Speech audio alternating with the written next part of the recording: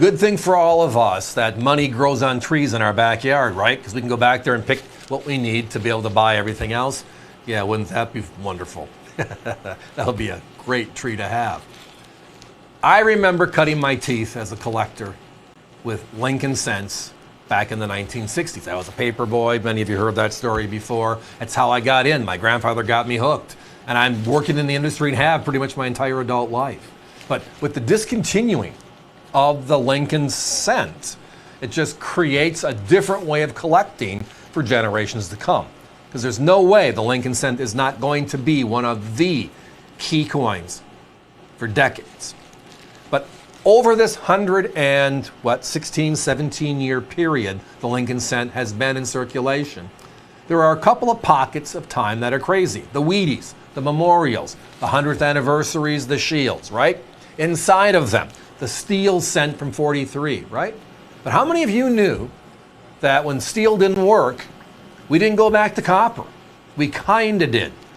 1944, 45, and 46, the US Mint actually used spent war casings just to help the flow. And tonight, we finally have that collection put back together. At least for a few minutes anyways, for us to enjoy. Here we go. So now what the Lincoln cent, as I referenced, having its chapters ending in 2025, we've been spending a lot of time the last 2 or 3 months looking at just that 100+ year history and finding some of the really cool coins. Like the last San Francisco WWII. Do you know what year that is? The last Philadelphia struck proof WWII. Do you know what year that is? Any of the special errors that come through the series. Can you find them? But there are a couple of pockets of just outright wow. And a lot of them happened during the war years, World War II. So we have the war starting, right? And in 1943, we changed the cent, which is copper, going back to 1793 when it was introduced, copper. We changed it to steel because copper was needed for munitions. It was part of the war supply. So we'll deal with it. We'll make it out of steel. We have steel, not realizing that the coins they wear fast, they rust, they get stuck together. 1 year experiment failed.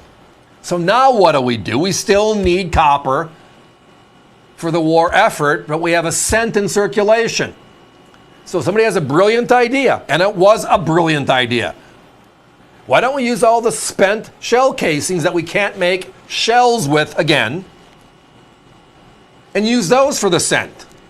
So during the war years, 44, 45, and 46, all 3 mints, Philadelphia, Denver, and San Francisco, made what they call shell casing cents.